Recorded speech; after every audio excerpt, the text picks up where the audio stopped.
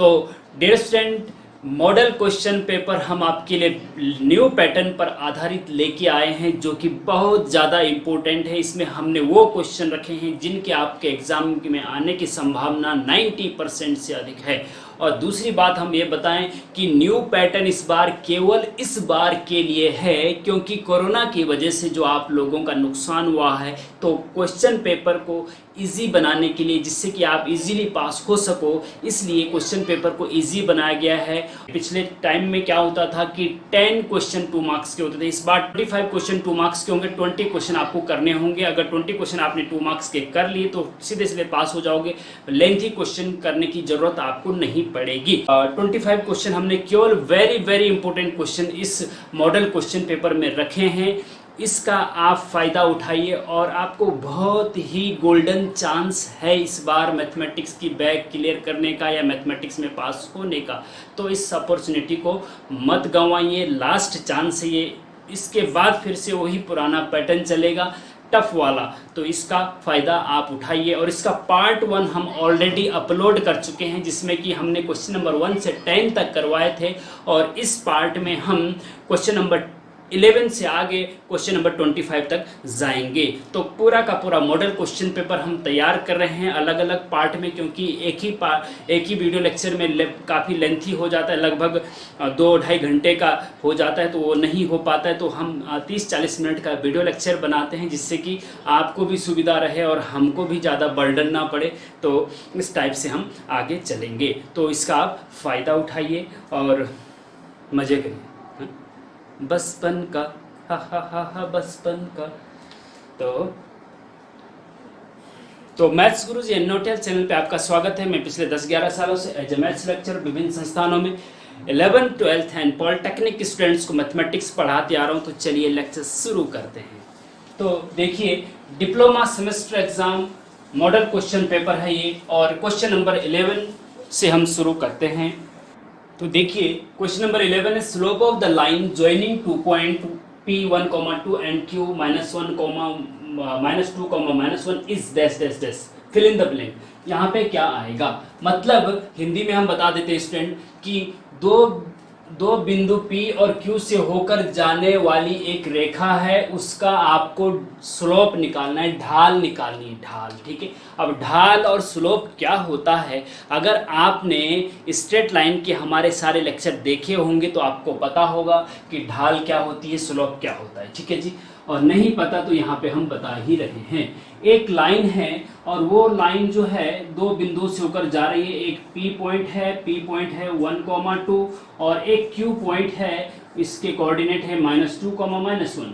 इन 2 बिंदुओं से होकर जाने वाली एक लाइन है और इस लाइन का स्लोप बताना है कि इस लाइन का स्लोप क्या है। स्लोप मतलब हम m से भी डिनोट करते हैं। ठीक है जी, अगर लाइन का x अक्ष के साथ एंगल दे रखा है थीटा, तो स्लोप क्या होता है, तब स्लोप m बराबर होता है tan थीटा। ये आपको पता होना चाहिए। अगर एंगल दे रखा है, मान लीजिए कि ये लाइन x अक्ष के साथ 60 डिग्री का कोण बनाती है, तो इस लाइन का स्लोप बताओ। ऐसा क्वेश्चन अगर आता है तो आप क्या करेंगे, m बराबर tan 60 डिग्री लिखेंगे और tan 60 डिग्री का मान √3 होता है, तो आंसर √3 आ जाएगा। लेकिन यहाँ पे एंगल नहीं दे रखा है, बल्कि 2 बिंदु दे रखे हैं लाइन पे और बोला गया है कि इस लाइन का स्लोप बताओ। तो कैसे बताएंगे भाई, देखिए, तो इसके लिए आपको फॉर्मूला पता होना चाहिए कि जब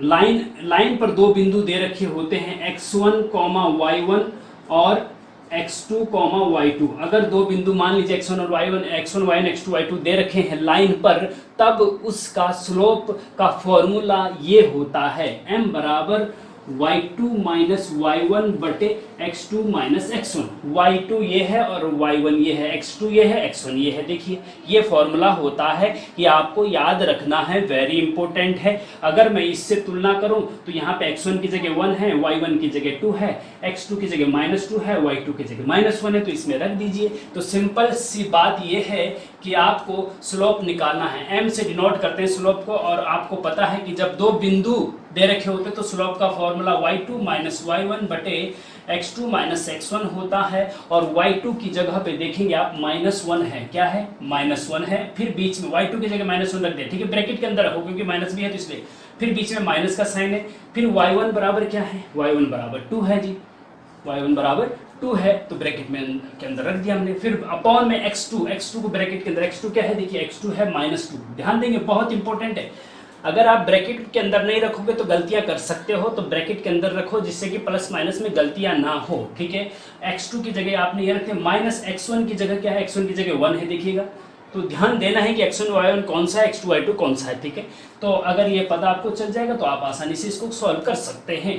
अब ब्रैकेट खोलेंगे तो भैया देखिए, ब्रैकेट खोलेंगे तो बाहर कुछ नहीं है, मतलब प्लस है, तो प्लस माइनस माइनस होता है तो -1 रहेगा। यहाँ पे प्लस है, यहाँ पे माइनस, तो माइनस प्लस का मल्टीप्लाई, ब्रैकेट खोलने पे मल्टीप्लाई होता है, माइनस और प्लस का मल्टीप्लाई माइनस, तो माइनस का 2 हो जाएगा जी, ठीक है जी। यहाँ पे -2 रहेगा, यहाँ पे माइनस का 1 हो जाएगा, ठीक है। अब -1 और -2 जुड़ जाएंगे तो माइनस का 3 हो जाएगा, और -2 और -1 भी जुड़ जाएंगे तो माइनस का 3 हो जाएगा, माइनस से माइनस कट जाएगा और 3 कम 3 हो जाएगा, तो 1 आ गया जी।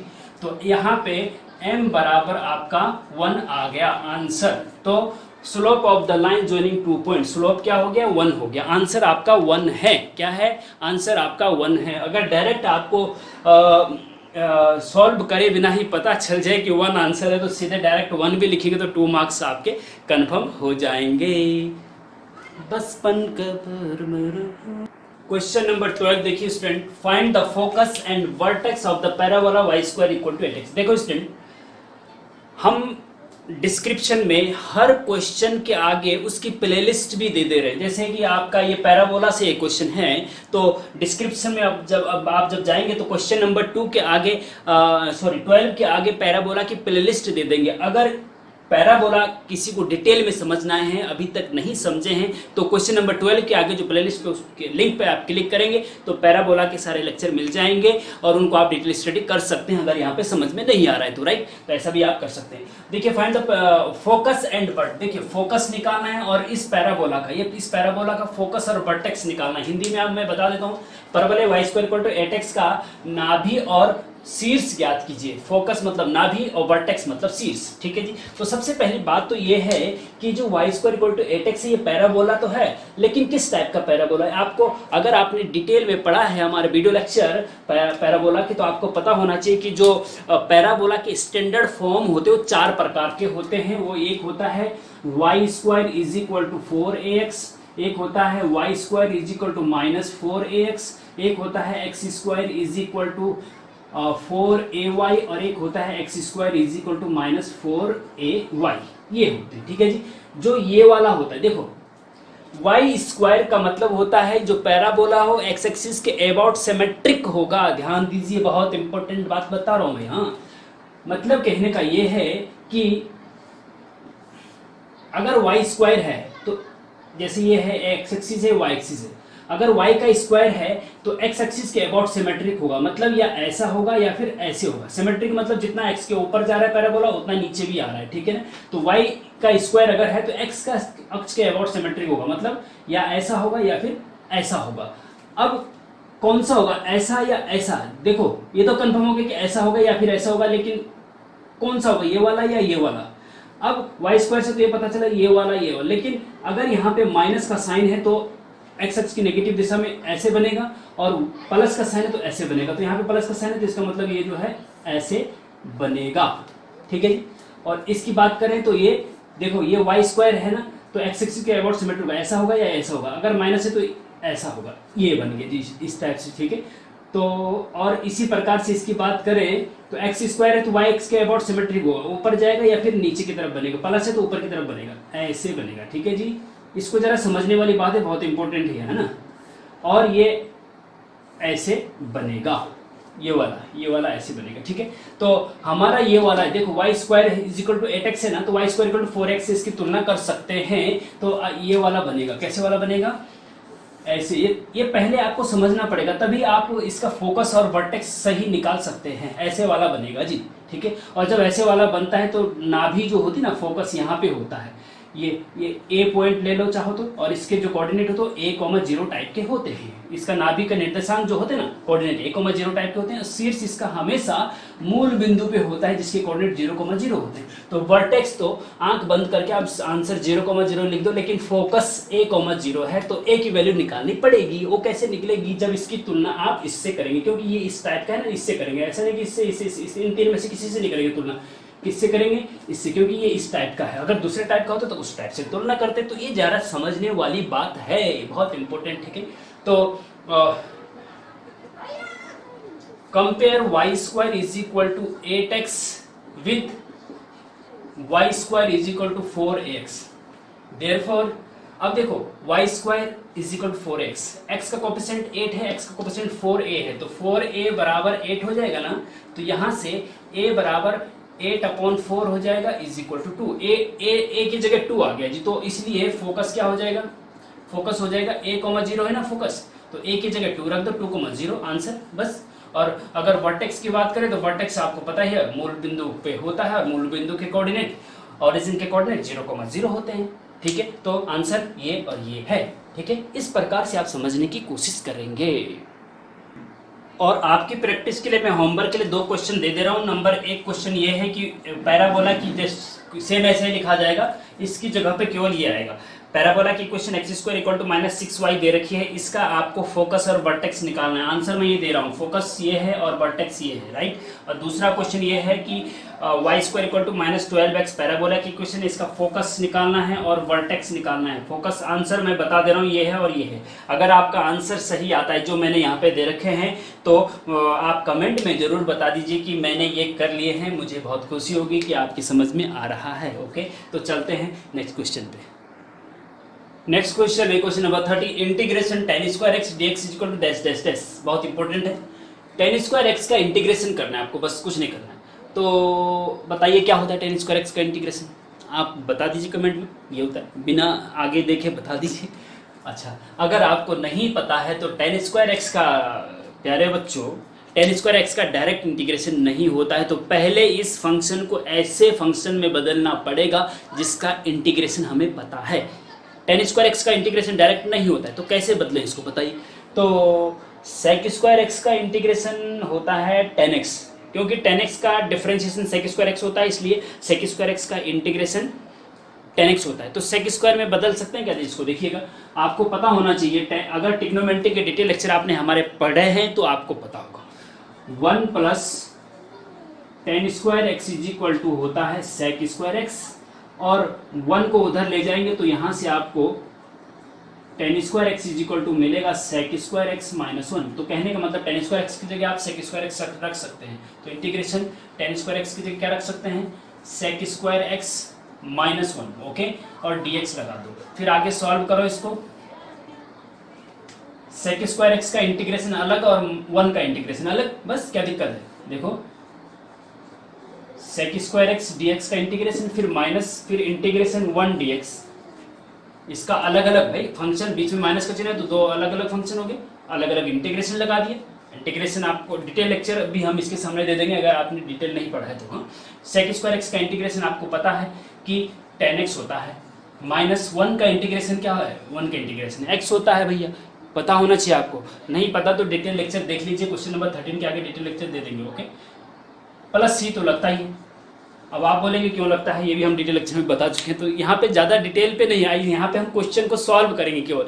डिटेल में क्यों, क्या, कैसे, ये सब वहाँ बता चुके हैं। जिसको डिटेल में पढ़ना है वो वहाँ जा सकता है। ओके, डिस्क्रिप्शन में आपको क्वेश्चन नंबर 13 के आगे ये लिंक मिल जाएगा। ओके, तो क्वेश्चन नंबर 14 है, write down Simpson's 1/3 formula. Very important formula student, 2 marks का आता है कि सिम्पसन 1/3 फॉर्मूला लिखिए, या फिर इसकी जगह एक दूसरा फॉर्मूला होता है ट्रिपेजॉइडल रूल वाला फॉर्मूला। सिम्पसन 1/3 फॉर्मूला आएगा या बोला जाएगा कि ट्रिपेजॉइडल रूल फॉर्मूला लिखिए। ज़्यादा इंपॉर्टेंट ये है, हम दोनों को बता देते हैं यहाँ पे, आप घबराइए नहीं। उससे ज़्यादा इंपॉर्टेंट ये है कि सिम्पसन 1/3 फॉर्मूला से एक क्वेश्चन आता है पूरा 10 मार्क्स का, उसको सॉल्व करना होता है। उस दृष्टिकोण से भी ये बहुत इंपॉर्टेंट है। उस पूरे 10 मार्क्स के क्वेश्चन को कैसे सॉल्व करना है उसका डिटेल लेक्चर हमने बहुत अच्छे से तैयार करा हुआ है। उसका लिंक क्वेश्चन नंबर 14 में नीचे डिस्क्रिप्शन में देखिए, वहाँ दे रखा है। उसको अगर आपने पढ़ लिया तो 10 मार्क्स लगभग 15 मार्क्स का आपका बिल्कुल केवल एक वीडियो लेक्चर से, 30 मिनट का वीडियो लेक्चर होगा मुश्किल से, उससे 15 मार्क्स का आपका क्लियर हो जाएगा अगर आपके सिलेबस में सिम्पसन 1/3 रूल है तो। ठीक है, तो देखिए सिम्पसन वन थर्ड फॉर्मूला क्या होता है, ये एरिया निकालने के लिए होता है basically. A is equal to, area है तो ए इज इक्वल टू से डिनोट कर सकते हैं आप, या फिर इसको ऐसा भी लिख सकते हैं integration a to b f x d x, ठीक है, इस प्रकार से भी लिख सकते हैं। चलो एरिया इज इक्वल टू, देखो हम 1/3 बड़ा bracket first y not plus y n, first ordinate and last ordinate, right, plus 2 times of even ordinate. अगर आपको ऑर्डिनेट इस तरह से y0 y1 y2 y3, ये y0 y1 y0 बोलते हैं इसको वैसे तो, y0 y1 y2 y3 dash dash dash yn तक, इनको ऑर्डिनेट बोलते हैं। ये क्या होते हैं इसका डिटेल लेक्चर आप इसके सामने जब लिंक पे जाएंगे तो वहां पे समझ में आएगा। यहाँ पे केवल फॉर्मूला हम लिख दे रहे हैं, उसको आपको याद करना है, राइट। तो 1/3 y0 plus y1 first and last वाला, प्लस 2 टाइम्स ऑफ इवन वाले, जितने बीच में इवन वाले सफिक्स वाले पढ़ते हैं, जैसे कि y2 हो गया, y2 plus y4 plus y6 plus dash dash dash, जितने भी होंगे इवन वाले, प्लस 4 टाइम्स ऑफ ऑड वाले, ऑड तो y1, हाँ y1 भी होगा, y1 plus y3 plus y5 plus dash dash dash, जितने भी होंगे, और ये फिर ब्रैकेट बंद। ये फॉर्मूला है, वेरी इंपॉर्टेंट है, सिम्पसन वन थर्ड फॉर्मूला। इसको आप याद करने की दृष्टिकोण से ऐसा भी लिख सकते हो, 1/3 ब्रैकेट में first plus last F plus L, देखो first and last, plus 2 times of अंदर इवन वाले आएंगे सारे, प्लस 4 टाइम्स ऑफ अंदर ऑड वाले आएंगे सारे, ठीक है। इस प्रकार से भी इसको याद रख सकते हैं, ठीक है जी।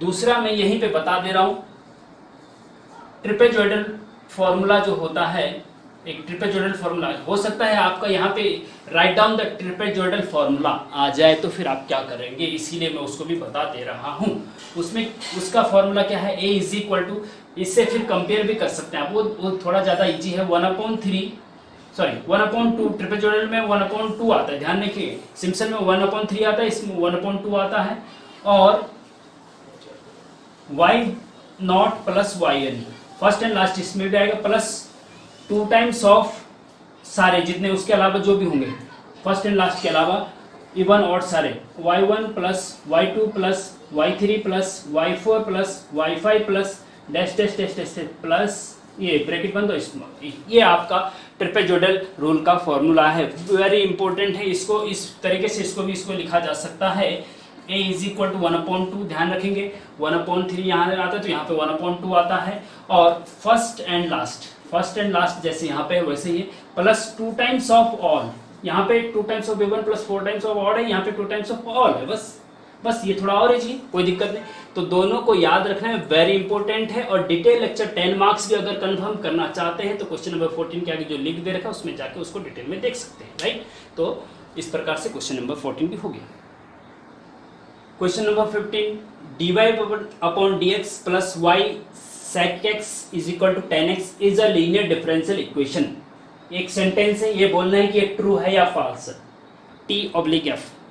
तो अगर ट्रू है तो इसके आगे t लिख दो, या इस क्वेश्चन नंबर 15 के आगे t ट्रू लिख दो, अगर फॉल्स है तो फॉल्स लिख दो, ट्रू एंड फॉल्स। कैसे करेंगे बताइए, अब बताओ क्या है, लीनियर डिफरेंशियल इक्वेशन है या नहीं। लीनियर डिफरेंशियल इक्वेशन मतलब रैखिक अवकल समीकरण। क्या ये रैखिक अवकल समीकरण है?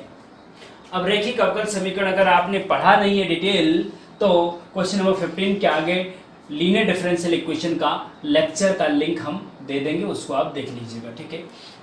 देखिए कैसे पता करेंगे लीनियर डिफरेंशियल इक्वेशन है या नहीं।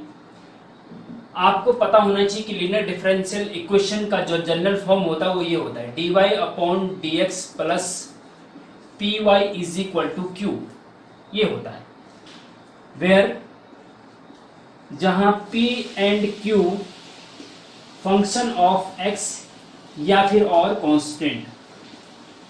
p और q या तो x के फंक्शन होंगे या फिर कांस्टेंट होंगे।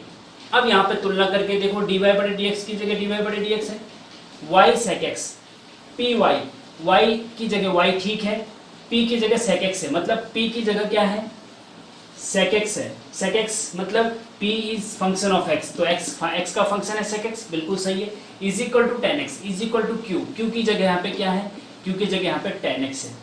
तो ये कह रहा है कि q एक x का फंक्शन होना चाहिए कांस्टेंट, तो q x का फंक्शन है, p और q x का फंक्शन है, y का कोफिशिएंट p है, यहाँ पे y का कोफिशिएंट sec x है, तो p sec x हो गया।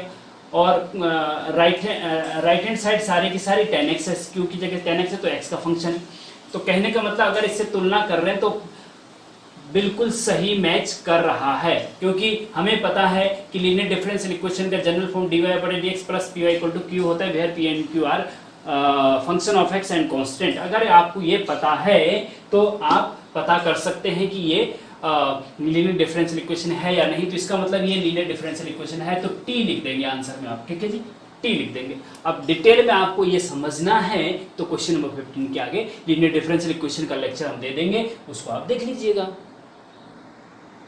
तो नेक्स्ट क्वेश्चन देखिए, question number 16, find out the median of the marks obtained by student in mathematics if their marks are such that 50, 40, 45, 42, 48, 49, 44, 46, 39। आपको किसी 1 2 3 4 5 6 7 8 9 स्टूडेंट के मैथमेटिक्स में मार्क्स दे रखे हैं, एक के 50, एक के 40, एक के 45, ऐसे करके एक के 39 हैं। तो इन 9 स्टूडेंट्स का मीडियन निकालना है। मीडियन का मतलब होता है माध्यिका। क्या निकालना है? माध्यिका निकालनी, मीन मीडियन मॉड, माध्य माध्यिका बहुलक। आप स्टैटिस्टिक्स में पढ़ चुके होंगे स्टूडेंट, नहीं पढ़े हैं तो डिटेल लेक्चर इसके सामने क्वेश्चन नंबर 16 के सामने आपको मिल जाएगा, राइट। तो अब इसको कैसे करें, मीडियन निकालना है। आपके पास देखिए मीडियन जो होता है ना, मीडियन हो या मीन हो, इसको निकालने के 3-4 मेथड होते हैं। कि जब अवर्गीकृत आंकड़े होते हैं तो कुछ और मेथड होता है, जब वर्गीकृत मतलब अंतराल 0 से 10, 10 से 20, 20 से 30 क्लास इंटरवल दे रखे होते हैं तो कुछ और होता है, ठीक है। यहाँ पे केवल सिंपल ऑब्जर्वेशन दे रखे, मतलब x की वैल्यूज दे रखी हैं, तो उसके लिए मीडियन निकालने का क्या फॉर्मूला है ये आपको पता होना चाहिए। अगर प्रैक्टिस कर रखी है तो पता होगा, है ना। तो मैं बता देता हूँ कैसे करना है। सबसे पहले तो ये देखो n कितना है, n मतलब नंबर ऑफ ऑब्जर्वेशन, कितने आंकड़े हैं, 1 2 3 4 5 6 7 8 9, तो n बराबर वो होता है जितने आंकड़े होते हैं, n बराबर 9 है। दूसरा, जो आंकड़े दे रखे हैं उनको आरोही क्रम में लिखो, आरोही मतलब असेंडिंग ऑर्डर में, आरोही क्रम या असेंडिंग ऑर्डर में इनको लिखो। सबसे इंपॉर्टेंट बात है, इसको आरोही क्रम में मतलब असेंडिंग ऑर्डर मतलब बढ़ते हुए क्रम में, सबसे पहले छोटा तब बड़ा, बड़ा बड़ा बड़ा, राइट। तो इनमें सबसे छोटा कौन सा है ये पहचानना आपको। देखिए 3 से शुरू होने वाले और इकाई का दहाई का अंक 3 और दहाई का अंक 4 और दहाई का अंक 5, ठीक है। तो जिसमें दहाई का अंक 3 है वो सबसे पहले 39 होगा ना, उसके बाद 4 वाले बहुत सारे हैं, इनमें जरा कंफ्यूज नहीं होना है। फिर 41 40, हाँ 40 आएगा, देखो 39 के बाद 40 आएगा, 40 के बाद 41 42 आएगा, 42 43 नहीं है, 44 है, 44 है। बल्कि ऐसा ही कर सकते हैं आप कि उसको कट भी करते जाइए, डैश मारते जाइए। 39 हो गया, 40 हो गया, फिर 42 हो गया, फिर 44 हो गया, फिर 44 के बाद 45 हो गया। ऐसे टिक करेंगे तो और ज़्यादा आपको क्लैरिटी रहेगी, कोई छूटेगा नहीं, छूट गया तो गड़बड़ हो जाएगा, राइट। 46 हो गया, ठीक है जी। 46 के बाद 48 हो गया, 49 हो गया, और फिर क्या बचा, केवल 50 बचा, लास्ट में 50 आएगा। अब देखो 1 2 3 4 5 6 7 8 9 आंकड़े हैं, 9 यहाँ पे भी थे, इसलिए इसका मतलब सही हमने एडजस्ट कर दिया है आरोही क्रम में, बढ़ते हुए क्रम में, ठीक है जी। उसके बाद ये देखना है, तो फिर मीडियन का जो फॉर्मूला होता है, मीडियन ME लिख देते हैं हम। मीडियन बराबर होता है, जब n जो होता है ना, ये n अगर ऑड है तो फॉर्मूला दूसरा है, और n अगर इवन है तो फॉर्मूला दूसरा है। तो ऑड के लिए फॉर्मूला ज़्यादा इजी है, वो होता है n + 1 होल अपॉन 2, वहाँ पद या एथ टर्म भी वो लिखते हैं उसको, हाँ अंग्रेजी में। तो 9 मतलब n का मतलब 9 + 1 अपॉन 2 वहाँ पद, या फिर 9 और 1 10/2 मतलब 5वां पद। 5वां पद कौन सा है, देखिए 1 2 3 4 5, पांचवा पद 49 है, तो 49 आपका आंसर हो जाएगा, राइट। अच्छा, अब दूसरी बात में एक चीज और आपको बताऊं, ये तो है इस क्वेश्चन का आंसर 45, राइट। लेकिन थोड़ा सा ये भी तो बताना पड़ेगा आपको। मान लीजिए ऑड की जगह इवन आ गया तो आप फंस जाओगे, बोलेंगे सर आपने तो ऑड वाला बताया था। तो हम इवन वाला भी आपको बता दे रहे हैं। क्या करेंगे कि अगर मान लीजिए एक आंकड़ा और है, यहाँ पे एक आंकड़ा और है, हम लिख देते हैं आपका 56, क्या दिक्कत है, 56 लिख देते हैं। तो फिर 1 2 3 4 5 6 7 8 9 10, तब आंकड़े कितने, n बराबर क्या हो जाएगा, 10 हो जाएगा। तब ऑड नहीं रहेगा, क्या रह जाएगा, इवन हो जाएगा। नंबर ऑफ ऑब्जर्वेशन इवन हो गया। और आरोही क्रम में लिखेंगे तो ऐसे ही लिखेंगे, क्योंकि 50 से बाद ही है 56, तो यहाँ पे 56 भी आ जाएगा, आरोही क्रम में लिख दिया। फिर ME, देखो इसको तुलना में, इसको इसलिए नहीं मिटा रहा हूँ मैं क्योंकि आप थोड़ा कंपेयर कर सकें। जब n जो है इवन होगा तब ME का फॉर्मूला क्या होगा, ऑड पे तो ये है ME का फॉर्मूला, n+1 के होल अपॉन में 2, ठीक है, वहां पर। जब n इवन होगा तब माध्यिका निकालने का फॉर्मूला क्या होगा, वो होता है n/2 वहां पर, ध्यान से देखना, प्लस n/2 + 1 वहां पर, और उसके होल अपॉन में 2। देखो n+1/2 और n/2 + 1, इन दोनों में अंतर है। स्टूडेंट बहुत गलतियां कर जाते हैं इसमें और इसमें, एक ही जैसा मान लेते हैं। यहाँ पे क्या है कि n में पहले 1 जोड़ना है तब 2 से भाग देना है। n में पहले 1 जोड़ना, 9 में पहले 1 जोड़ना है, 10 हो जाएगा, 2 से भाग देना है, ठीक है। यहाँ पे n में पहले 2 से भाग देना है तब 1 जोड़ना है। देखिए थोड़ा सा कॉमन सेंस अगर लगाएंगे याद होना इजी हो जाएगा। क्यों, देखो अगर n ऑड है, 2 से भाग कंप्लीट, 2 से डिवाइड कंप्लीटली कब होता है, जब ऊपर इवन होता है। तो n ऑड होने की वजह से 2 से डिवाइड नहीं होगा, तो पहले 1 जोड़ लो भैया, तो इवन बना लो, तब 2 से भाग होगा। यहाँ पे ऑलरेडी n इवन है तो 1 जोड़ने की जरूरत नहीं, 2 से पहले भाग कर लो भैया, तब 1 जोड़ो। तो ऐसे आपको समझ सकते हैं, ऐसा आप समझ लीजिए इसको, ठीक है। अच्छा, n/2 मतलब 10/2, 10/2 वहां पद मतलब पांचवा पद, प्लस 10/2 मतलब 5 + 1 मतलब 6 वहां पद, और होल अपॉन में 2। पांचवा पद क्या है, 1 2 3 4 5, पांचवा पद आपका 44 है, छठा पद 45 है। तो पांचवा पद की जगह 44 लिख दो, प्लस 45 लिख दो, और अपॉन में 2 कर दो, ठीक है जी। अच्छा, 45 और 44 ऐड करेंगे तो 89 आएगा, 89/2 हो जाएगा।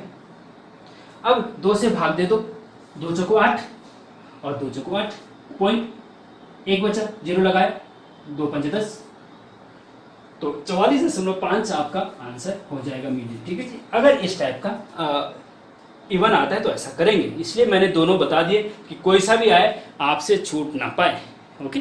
तो इस टाइप से ये कर सकते हैं। अब देखिए question number 70, integration log x dx is equal to dash dash dash. log x का इंटीग्रेशन बताइए बल क्या होता है। अब log x का डिफरेंशिएशन तो आपको पता है कि 1/x होता है, लेकिन log x का डायरेक्ट इंटीग्रेशन मुझे भी नहीं पता और होता भी नहीं।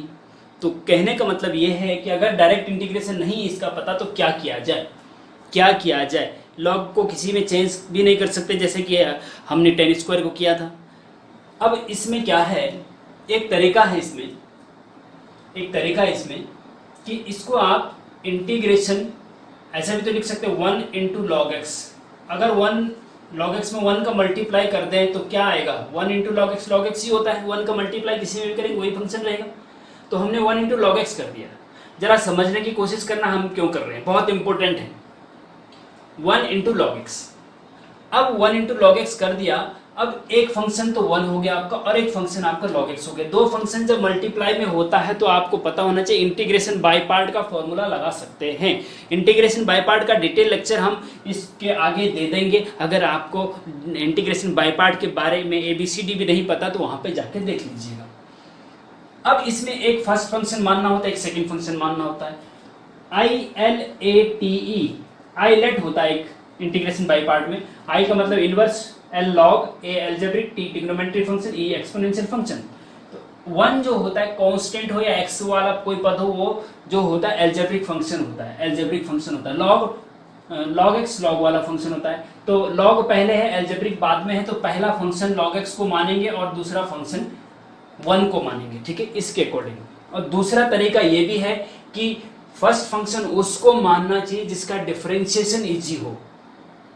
इसका डिफरेंशिएशन इजी है, इंटीग्रेशन नहीं पता, लेकिन डिफरेंशिएशन इजी है, फर्स्ट फंक्शन इसको मानो, फर्स्ट फंक्शन इसको मानो। चाहो तो आप पहले भी लिख सकते हैं, ऐसा भी लिख सकते हैं कि log x इंटू 1 dx, तो फर्स्ट फंक्शन सेकेंड फंक्शन, या ऐसे भी रहने दे सकते हैं। अब जब फर्स्ट फंक्शन सेकेंड फंक्शन आपने लिख दिया, अब आपको फर्स्ट फंक्शन सेकेंड फंक्शन वाला फॉर्मूला, बाई पार्ट वाला फॉर्मूला लगाना है। और बाई पार्ट वाला फॉर्मूला क्या होता है? वो होता है first function as it is लिखा जाता है, first function into second function का इंटीग्रेशन, 1 का इंटीग्रेशन माइनस इंटीग्रेशन ऑफ बड़े ब्रैकेट के अंदर या मंझले ब्रैकेट के अंदर फर्स्ट फंक्शन का डिफरेंशिएशन, log x का डिफरेंशिएशन इनटू सेकेंड फंक्शन का इंटीग्रेशन, और ये बंद और फिर dx लगा दीजिए। ठीक है, इस प्रकार से आप देख सकते। अब first function into second function का integration minus whole integration of first function का डिफरेंशिएशन सेकेंड फंक्शन का इंटीग्रेशन, ये ऐसे याद रखेंगे। इसको डिटेल में आप उसमें जाके देख सकते हैं, राइट। अब देखिएगा log x की जगह पे रहेगा इनटू 1 का इंटीग्रेशन क्या होता है? x होता है, पता होना चाहिए आपको, माइनस इंटीग्रेशन ऑफ ब्रेक, मतलब log x का डिफरेंशिएशन 1/x होता है इनटू 1 का इंटीग्रेशन x होता है, और ये आपके आगे dx लग गया, 1 से 1 कट जाएगा तो 1 बचेगा, क्यों? तो ये x log x क्या हो जाएगा? x log x, तो ये हो गया माइनस 1 बचा, यहाँ पे 1 का इंटीग्रेशन क्या होता है? x होता है, बस प्लस c लगा दो, आंसर आ गया। ऐसे इसको करेंगे, बहुत इंपॉर्टेंट क्वेश्चन है भैया। हाँ, तो स्टूडेंट क्वेश्चन नंबर 17 पे ही हम अभी एंड कर रहे हैं, क्योंकि 30 मिनट से ज़्यादा हो चुका है लेक्चर। तो क्वेश्चन नंबर 18 से क्वेश्चन नंबर 25 तक इसके जो थर्ड पार्ट आएगा इस मॉडल क्वेश्चन पेपर का, उसमें हम आपको बताएंगे। इन क्वेश्चन को बहुत अच्छे से प्रैक्टिस करिए, जिससे कि आपकी मैथ्स की बैक क्लियर हो जाए, और फ्रेशर हैं तो मैथ्स आपकी क्लियर हो जाए। तो इसके लिए आपको थोड़ा सा मेहनत करने की ज़रूरत है। वीडियो लेक्चर को बहुत अच्छे से देखिए, एक एक क्वेश्चन को बहुत अच्छे से समझिए। 2 मार्क्स का अभी इस बार बहुत अच्छा मौका है, और इसको क्लियर करिए। दूसरा ये है कि जैसे कि और स्टेट्स भी हैं, कई स्टेट जहाँ पे सिलेबस थोड़ा आगे पीछे, क्वेश्चन का पैटर्न यही रहता है, क्वेश्चन इसी प्रकार के आते हैं, लेकिन पैटर्न सिलेबस थोड़ा सा चेंज है। कहीं पे मान लीजिए कहीं पे इंटीग्रेशन है तो कहीं पे नहीं है, सेकंड सेमेस्टर में, कहीं पे फर्स्ट सेमेस्टर में है, तो इसमें घबराने वाली बात नहीं है। आप जिस भी स्टेट के स्टूडेंट, अगर आपके सिलेबस में इंटीग्रेशन है तो इस टाइप के क्वेश्चन की प्रैक्टिस आपको करनी पड़ेगी, और अगर इंटीग्रेशन नहीं है तो आप इस टाइप के क्वेश्चन की प्रैक्टिस मत करिए। इसीलिए हमने डिस्क्रिप्शन में प्रॉपर एक एक क्वेश्चन का टाइमिंग दे रखा है कि क्वेश्चन नंबर 1 इस मिनट से शुरू हो रहा है, क्वेश्चन नंबर 2 इस मिनट से शुरू हो रहा है। तो उसको अगर आपको पता चल जाए कि ये क्वेश्चन इंटीग्रेशन का है, ये मेरे सिलेबस में, तो डायरेक्ट वहीं पर जाके क्लिक करो, फालतू आपको देखने की जरूरत नहीं जो आपके सिलेबस में नहीं है। ठीक है, तो इस प्रकार से आप इसका फ़ायदा उठा सकते हैं। तो जय हिंद, जय भारत।